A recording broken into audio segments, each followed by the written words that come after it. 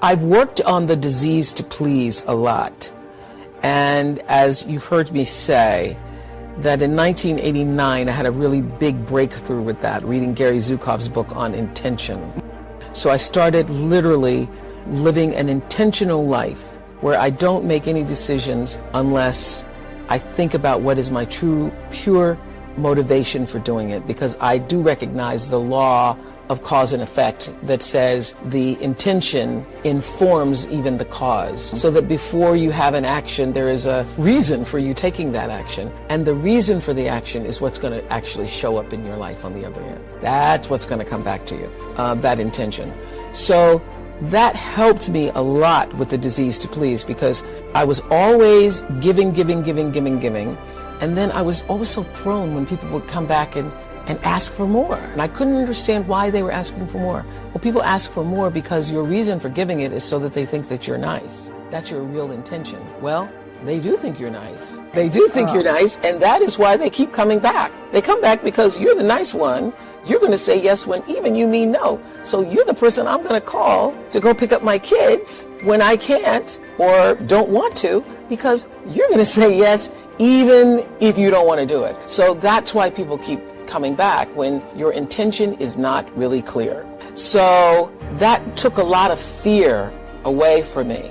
But at least for me, clarity of intention helped me live a more fearless life. You cannot live a brave life without disappointing some people. But those people who get disappointed, it's really okay. The people who really care for you, the people who are rooting for your rise, will not be disappointed. The only people who are disappointed are people who have their own agenda, and their agenda is not aligned with your agenda. And that's how I make myself brave. I say, well, the people who really care about you, who are rooting for your rise, those people who are rooting for your rise, they're going to be okay when you say no. I never read any comments that are coming from negative people. If I start to read something and shut it down, I will not take that in. I have a kitchen cabinet, and I've had a kitchen cabinet since the beginning of my career. Different people have been in that kitchen cabinet over the years, but there are a few people who are my resource, who I know are going to tell me the truth. Your cabinet can go through all of those comments, because feedback is great, and you can get it immediate now. Your cabinet will go through, and they can share with you the things, even that are negative, but that are not mean-spirited. I'd come off the glory and the victory of 25 years of the Oprah Show, and was trying to put together the pieces of building a network without the right pieces. I really was trusting other people's ideas about how to do it, and it wasn't until I had the good sense to bring in my own team of people whom I'd been working with for, the past decade, that things start to actually fall into place for me.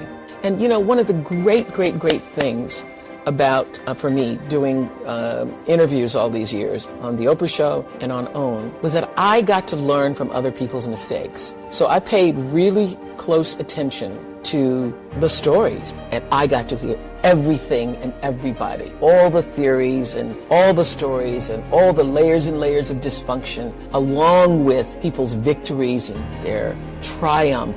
I took it in. I was a student of it. I wasn't just a talk show host. I was a student. I became a student of life, other people's lives, and how to live well by listening to those stories. So I paid real attention. I'm at a point in my life where I can literally rejoice in the knowing space that I hold. There's a sense of confidence that can only come, I think, when you know and are assured that you are living life well, and not from the point of view of having a lot of things, but living life from the center space. When you're living bravely. When you're living bravely because you're living your truth. It was during my show that I absolutely learned for sure, for myself, through other people's stories, that there really isn't any such thing as failure. And I could see the thread of courage that was required every time you fell down. I could also see that failure was just there to inform you to move in a different direction. It's just there to say, hey, not this way, over here, not over there, wrong place. And once I figured that out, it became easier to be brave. For me, education is about the most important thing because that is what liberated me. Education is what liberated me. The ability to read saved my life. I would have been an entirely different person had I not been taught to read when I was at an early age. My entire life experience, my ability to believe in myself, and even in my darkest moments of sexual abuse and being physically abused and so forth, I knew there was another way. I knew there was a way out. I knew there was another kind of life because I'd read about it. I knew there were other places and there was another way of being. And so it saved my life. So that's why I now focus my attention on trying to do the same thing for other people. Education. I don't think you ever stop giving. I really don't. I think it's an ongoing process. And it's not just about being able to write a check. It's being able to touch somebody's life in such a way that Mrs. Duncan touched mine. It's being able to make a child see the light in him or herself, making someone else see that for themselves. I know that if I didn't have the money, listening to somebody who had it, I'd probably not believe them. Because you can't believe it. Because if you don't have money and you're just trying to make ends meet, you think if you just could make ends meet, that would make everything all right for you. What I know is that if you do work that you love and work that fulfills you, the rest will come. And that I truly believe that the reason I've been able to be so financially successful is because my focus has never, ever for 1 minute been money. And the fact that the money has come has really surprised me. I've been just really surprised and delighted and very pleased and many times overwhelmed by it. But the money has never been the focus. The reason, I think if you're on the road to success is if you would do your job and not be paid for it. And I would do this job and take on a second job to make ends meet if nobody paid me, just for the opportunity to do it. That's how you know you're doing the right thing. One of the things that, if I may pat myself on the back for, is that I try to surround myself with people who are smarter than I am. I think that the ability to be as good as you can be comes from understanding who you are and what you can and cannot do. And what you can't do is far more important than what you can do, if what you can't do is going to keep you from flying as high as you can. Now, when my lawyer first came to me and said, you can own your own show, it literally took the ceiling off my brain because I had never even thought that high before. I never even thought that was possible. And everybody needs somebody in their life to say, yes, you can do it. I have a niece who's 15, who several years ago, I said to her the same thing my father said to me. I said, you are too smart to get C's. I mean, I heard my father speaking. We were crossing the street one day and she was talking about her grades. You're too smart to do that. You could be an A student. And she said, do you really think I can? Oh, of course. So you're such a bright person. And she started getting A's and said to me a year later, nobody ever told me I could. And I think one of the most important lessons to learn is that we are all responsible for our lives, but nobody gets through this life alone. Everybody needs somebody to show them a way out or way up. Everybody does. See, I feel best in surroundings where other people are smarter than I am because I feel like I can always learn something from them.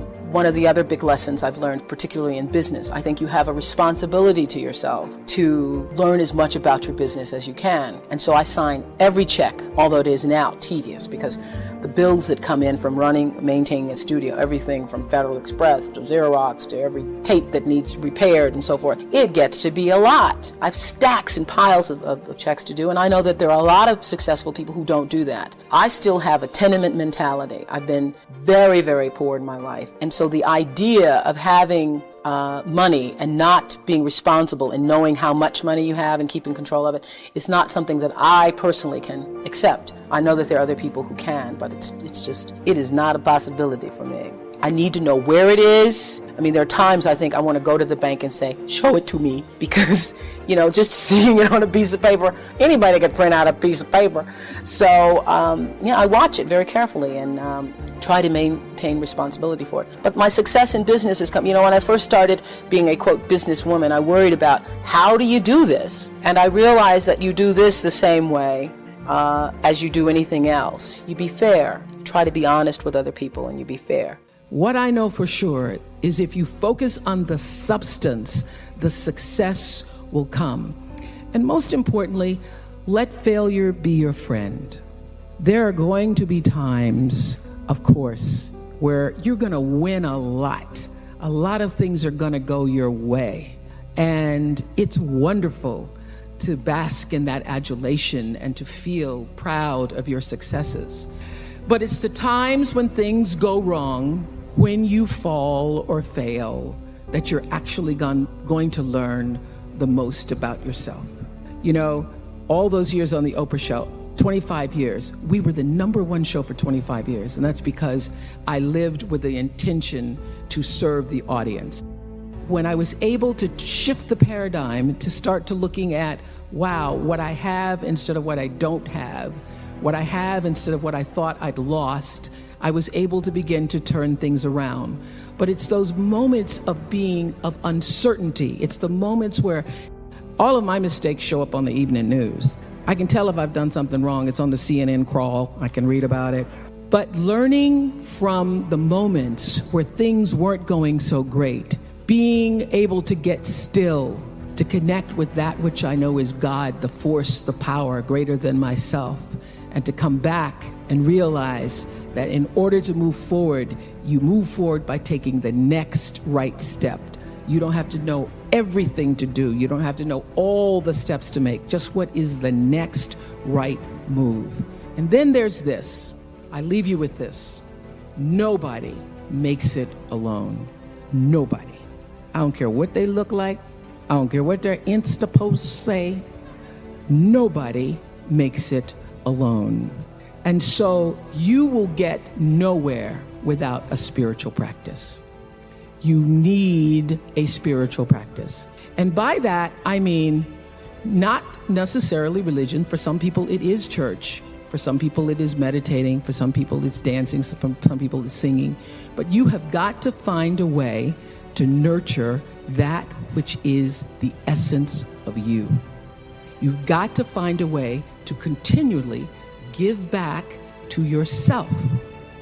I am committed to service. Service through my work, service through my life's purpose. And if you make a commitment, a conscious intention to be committed to the work that you do, to the relationships that you have, your life will unfold with such beauty and grace through that commitment. You know, every day until the very final shows of the Oprah Winfrey show, I would have the producers come in and tell me ahead of time what their intention for every show was, because I figured out around the second year of doing that show that it wasn't just about being on television and performing, that here was this opportunity, this offering I could give to people through the service of a television show to better see themselves through the stories that we're telling, and through those stories help themselves to improve their lives. So I started using television as a tool of service. So as you're trying to figure out, what do I do? How should I do it? First of all, I will say this, that when you don't know what to do, my girls have heard this over 100 times. When you don't know what to do, you do nothing. You get still until you do know. Because when you have to ask everybody else, should I do this, should I?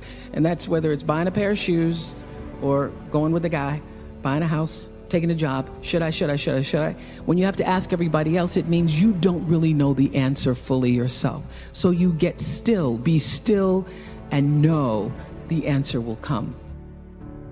So many people are worried about building a brand. I hear kids on social media talking about their brand. And I used to really resent the word when people would say to me, oh, you have this brand, because I never even thought about a brand. I just thought about day in and day out, making the best right choice for me. But now I embrace it because I recognize people see me as a brand. But for me, it's not a business. It is a question of, what do you stand for?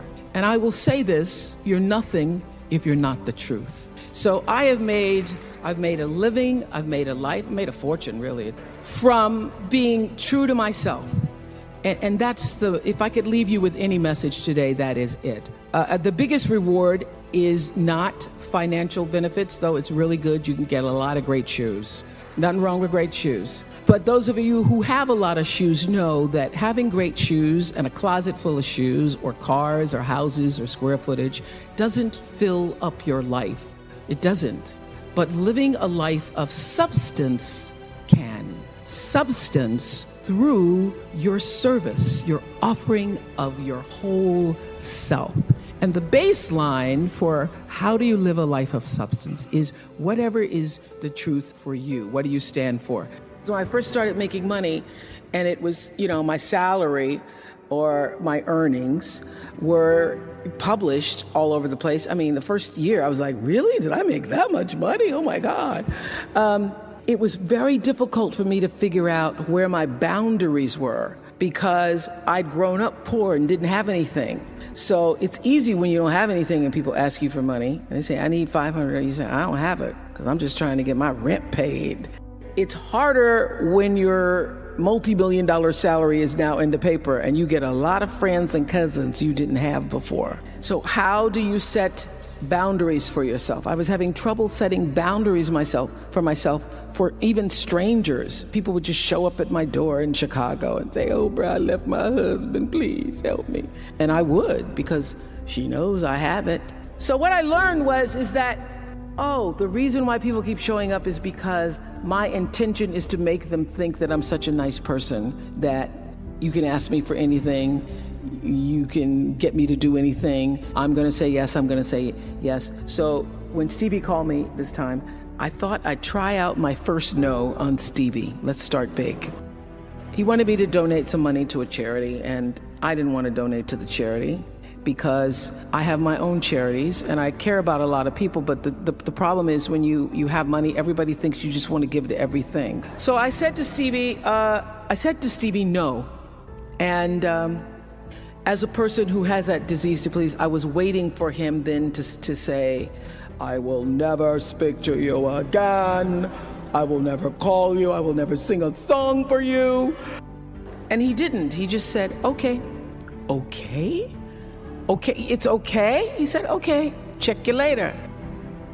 What I learned from that is many times you will have angst and worry about things. Put yourself in a state, like someone said this morning because their phone went off, they were mortified over a phone. I said, really?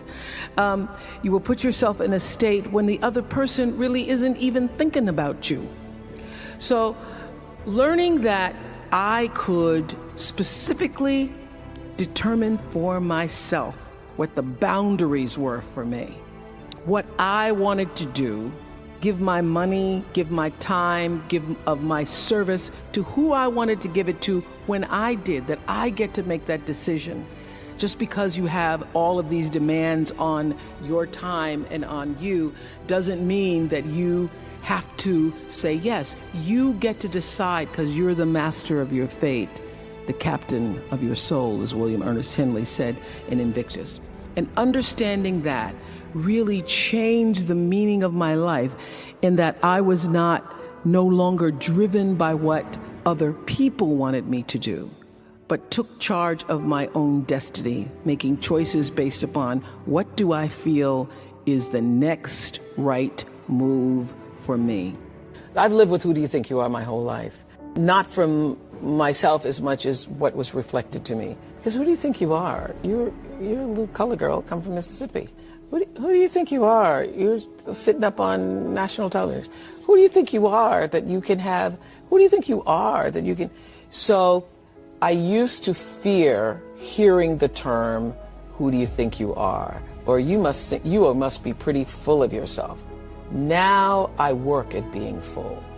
I want to be so full, I am overflowing. So when you see me coming, it ought to make you proud. To borrow a line from Maya Angelou's Phenomenal Woman. When you see me coming, it ought to make you proud.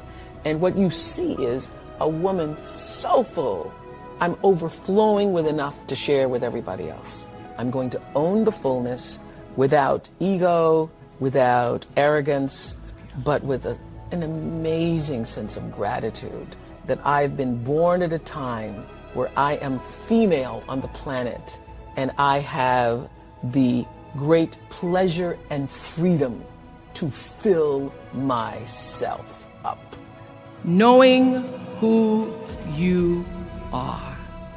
Knowing who you are. Being able to answer this question, who am I and what do I want? You know, many times when I go out of the country, I am baffled by that question. To explain what is your occupation, I've stood there for 10 minutes. Well, am I a talk show host? Well, I'm more than a talk show host. Am I a businesswoman? I'm a businesswoman. I'm more than a businesswoman. Am I an entrepreneur? I'm more than an entrepreneur. So I just leave it blank or self-employed. So I'm not asking for the roles that you play as daughters. I'm not asking that question. What are the roles that you play as a daughter, as a friend, as a sister? You're going to be a lawyer, you're going to teach, you're going to be a pharmacist. I'm asking the bigger question of who am I? Who am I really? My answer is I am God's child. I am that which is born of all that is. I am, as Pierre de Chardin said, a spiritual being having a human experience. All that is possible for me. That's who I am. And what do I want? I don't want to just be successful in the world. I don't want to just make a mark or have a legacy. You must have some kind of vision for your life. Even if you don't know the plan, you have to have a direction in which you choose to go. You want to be in the driver's seat of your own life, because if you're not, life will drive you. Knowing who you really are in this space and time that we embody. What do you want? Who are you? Always do the right thing. Be excellent. People notice. Think of how you notice. You go to Taco Bell, somebody gives you an extra napkin and some sauce. You notice. You want to go back to that person, because even at Taco Bell, excellence shows itself. And what I know is that when you are excellent, you become unforgettable. People remember you. You stand out. Regardless of what it is, you become an unforgettable woman. And that is what we all want. We want to be unforgettable and not forgettable. So doing the right thing, even when nobody knows you're doing the right thing, will always bring the right thing to you. I promise you that. I remember many times on my show. There are many shows y'all never saw. And the reason you didn't see them is because I got the last vote. And I remember 2010, my team, hardest working team in television, had done this interview with a woman who turns out she was a Sunday school teacher by day and a sex addict at night. And they were like, you won't believe it. We got her going out, we got her with the men, and we get to show her, and she was willing to show us everything. I sat down with a woman for an interview that was taped.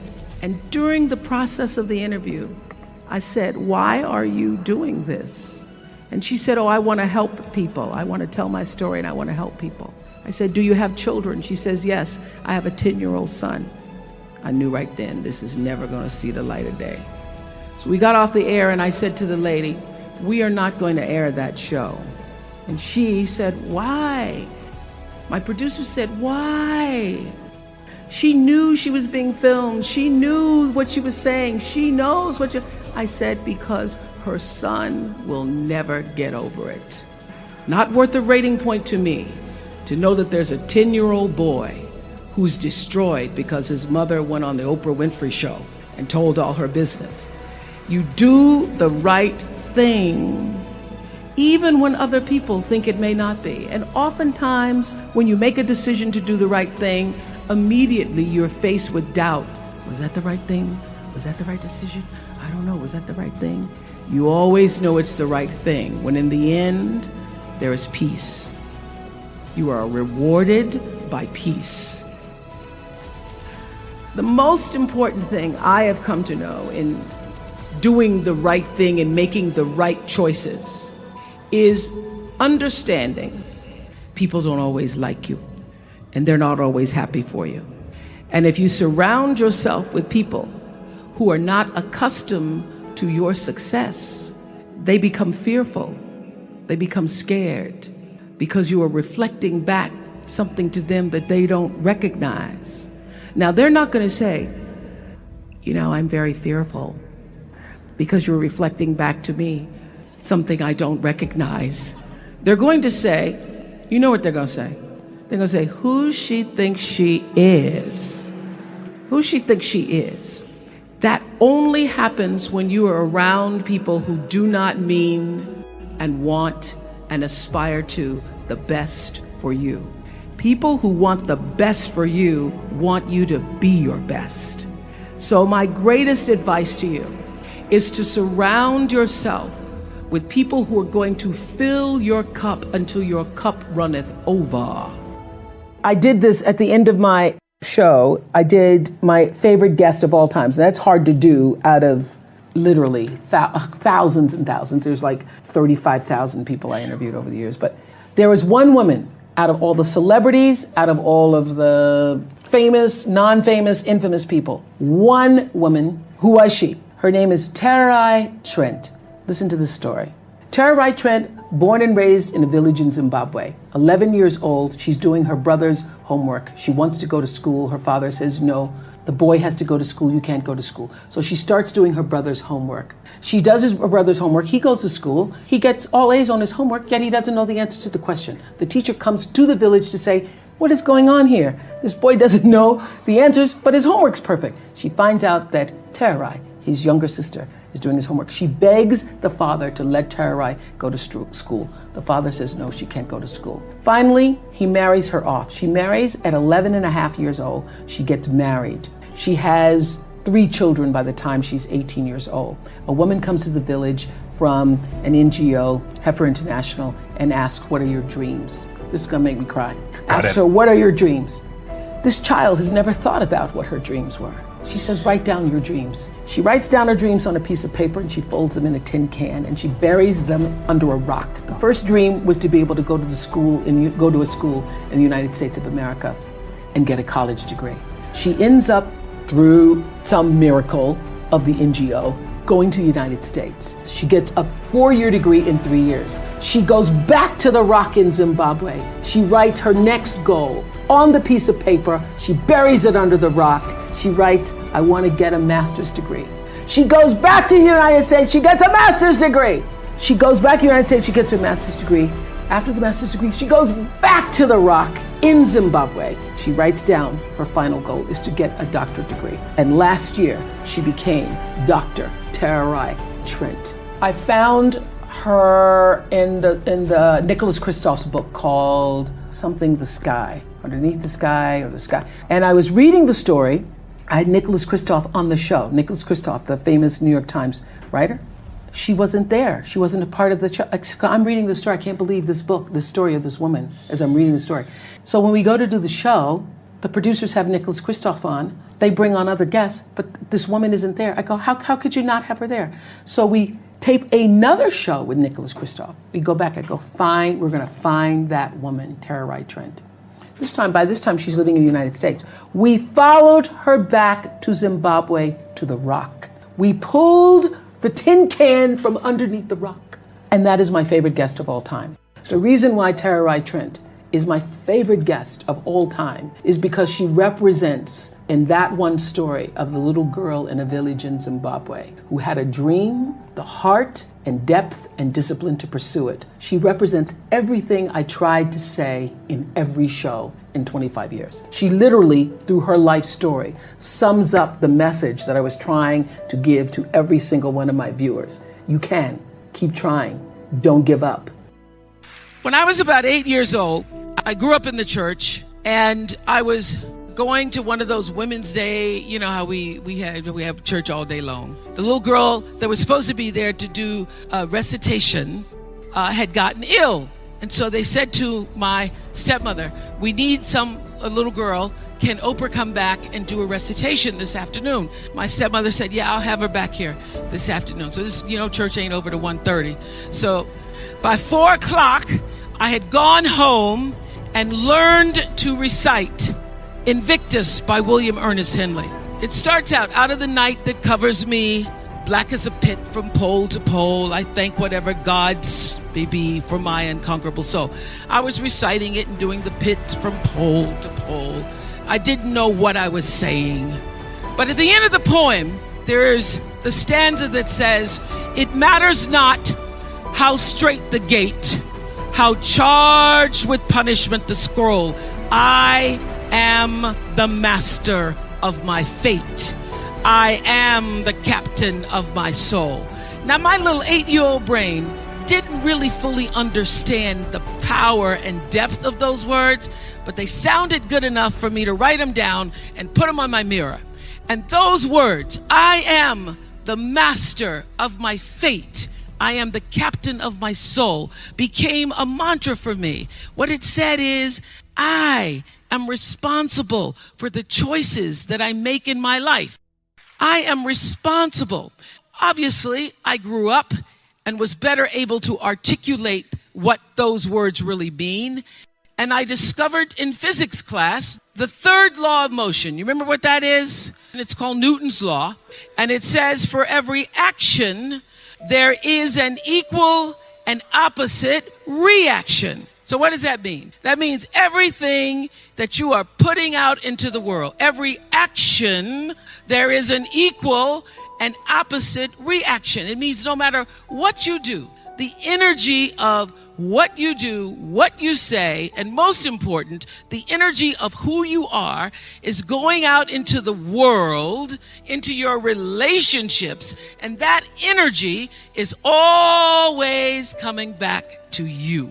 You are responsible for the energy that you are pulling out into the world, because that very energy, bam, is coming right back to you every single time, whether you believe it or not, because it is law.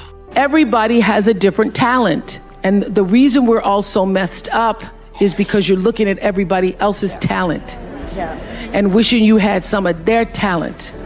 All the energy that you spend thinking about, wishing about, being jealous of, envious of anybody else is energy that you're not only putting out, it's going to come back to you negatively, but you're taking that away from you.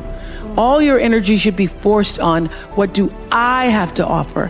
What do I have to give? How can I be used in service? Because Dr. King's message of not everybody can be famous, but everybody can be great, because greatness is determined by service.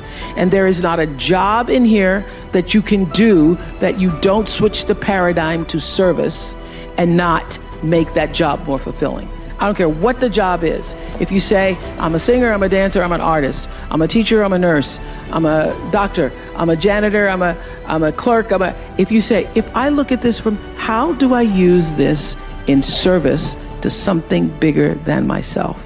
It no longer becomes a job. It becomes an offering to the world. Nobody's journey is seamless or smooth. We all stumble. We all have setbacks. If things go wrong, you hit a dead end, as you will. It's just life's way of saying, time to change course. So ask every failure. This is what I do. Every failure, every crisis, every difficult time, I say, what is this here to teach me? And as soon as you get the lesson, you get to move on. If you really get the lesson, you pass and you don't have to repeat the class. If you don't get the lesson, it shows up wearing another pair of pants or skirt to give you some remedial work. And what I found is that difficulties come when you don't pay attention to life's whisper, because life always whispers to you first. And if you ignore the whisper, sooner or later, you'll get a scream. Whatever you resist persists, but if you ask the right question, not why is this happening, but what is this here to teach me? What is this here to teach me? It puts you in the place and space to get the lesson you need. My friend Eckhart Tolle, who's written this wonderful book called A New Earth, it's all about letting the awareness of who you are stimulate everything that you do. He puts it like this. He says, don't react against a bad situation, merge with that situation instead, and the solution will arise from the challenge. because surrendering yourself doesn't mean giving up. It means acting with responsibility. Okay, many of you know that, as President Hennessy said, I started this school in Africa. And I founded the school where I'm trying to give South African girls a shot at a future like yours. And I spent 5 years making sure that school would be as beautiful as the students. I wanted every girl to feel her worth reflected in her surroundings. So I checked every blueprint, I picked every pillow, I was looking at the grout in between the bricks, I knew every thread count of the sheets, I chose every girl from the villages, from 9 provinces, and yet last fall I was faced with a crisis I'd never anticipated. I was told that one of the dorm matrons was suspected of sexual abuse. Well, that was, as you can imagine, devastating news. First I cried, actually I sobbed for about a half an hour, and then I said, let's get to it. That's all you get, is a half an hour. You need to focus on the now, what you need to do now. So I contacted a child trauma specialist. I put together a team of investigators. I made sure the girls had counseling and support. And Gail and I got on a plane and flew to South Africa. And the whole time I kept asking that question, what is this here to teach me?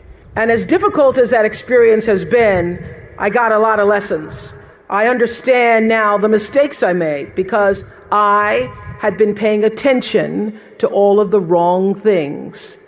I built that school from the outside in, when what really mattered was the inside out. So it's a lesson that applies to all of our lives as a whole. What matters most is what's inside. What matters most is the sense of integrity, of quality, and beauty. I got that lesson. And what I know is that the girls came away with something too. They've emerged from this more resilient and knowing that their voices have power. Life has dreamed a dream for you. And your goal, your number one job is to figure out what that dream is and align yourself with the dream, because the dream cannot come to you unless you're willing to meet it energetically in the same place. So if your energy is off, which I say to my girls all the time, they could teach this class right now on being in flow. If you are not in flow with God's dream for you, with life's dream for you, if you are out of order, if you are out of sync, it cannot come to you. It will not come, because the whole purpose of your life is to line yourself up with the purpose. And so if you are operating in fear, if you are operating in jealousy, jealousy will kill you. When you are synced up with life, life just gives to you. It opens doors, it creates experiences, it allows you to meet people, things show up you never thought were going to show up, and you are doing what is the purpose of your soul being. I have paid attention to my life because I understand that my life, just like your life, is always speaking to you, where you are, in the language, with the people, with the circumstances and experiences that you can understand and interpret if you are willing to see that always life, God, is speaking to you.